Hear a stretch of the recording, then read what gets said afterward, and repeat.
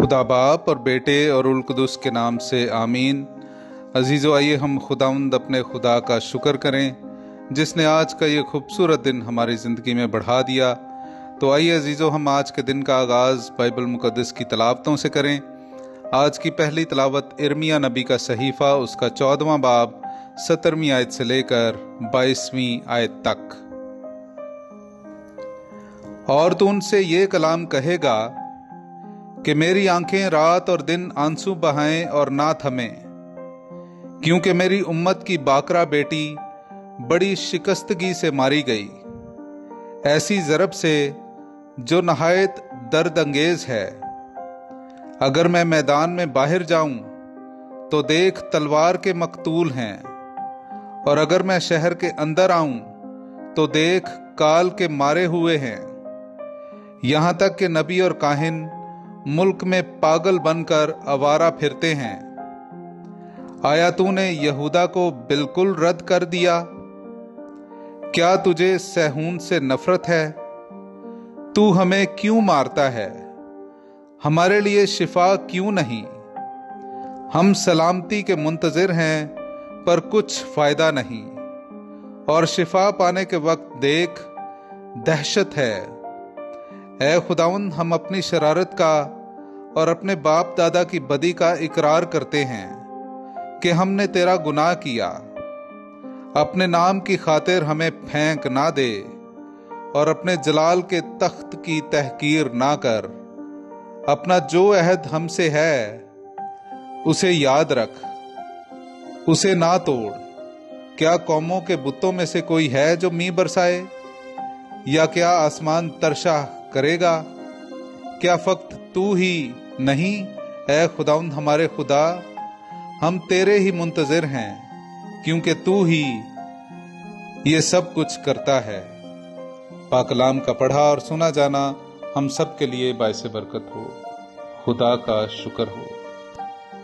मेरे अजीजों, आइए हम खुदावंद अपने खुदा की हमद व तारीफ करें। मैं आपके सामने पढ़ूंगा ज़बूर नंबर 79, उसकी 8वीं, 9वीं, 11वीं और फिर 13वीं आयत।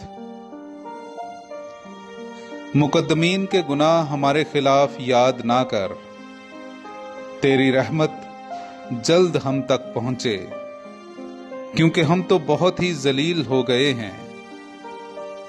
ऐ हमारी निजात के खुदा, अपने नाम के जलाल की खातिर हमारी मदद कर, और अपने नाम की खातिर हमें छुड़ा, और हमारे गुनाहों को बख्श दे।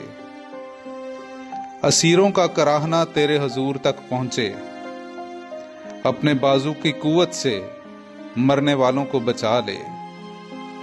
पर हम जो तेरी उम्मत और तेरी चरागाह की भेड़ें हैं, अब तक तेरा शुक्र करते रहेंगे।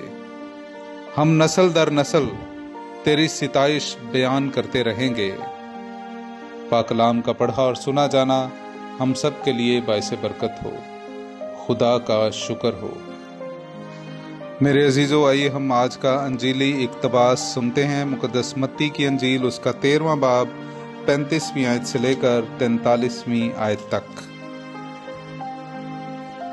ताकि जो नबी की मारिफत कहा गया वो पूरा हो कि मैं तमसीलों के लिए अपना मुंह खोलूंगा, मैं बनाए आलम के इसरार जाहिर करूंगा।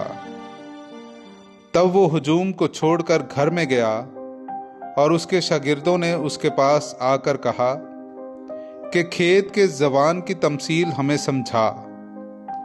तो उसने जवाब में कहा कि अच्छे बीज का बोने वाला इब्ने इंसान है, और खेत दुनिया है, और अच्छा बीज बादशाही के फर्जंद हैं, और जवान बदी के फर्जंद हैं, और वो दुश्मन जिसने उसे बोया वो शैतान है, और कटाई का वक्त दुनिया का आखिर है, और काटने वाले फरिश्ते हैं।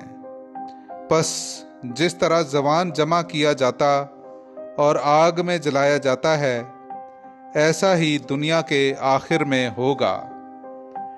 इब्ने इंसान अपने फरिश्तों को भेजेगा, और वो सब ठोकर खिलाने वाली चीज़ों और बदकारों को उसकी बादशाही में से जमा करेंगे, اور انہیں آگ کی بھٹی میں ڈال دیں گے، وہاں رونا اور دانتوں کا بجنا ہوگا۔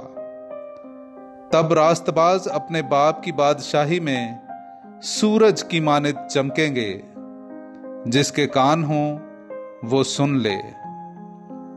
پاک کلام کا پڑھا اور سنا جانا ہم سب کے لیے باعث برکت ہو۔ خدا کا شکر ہو۔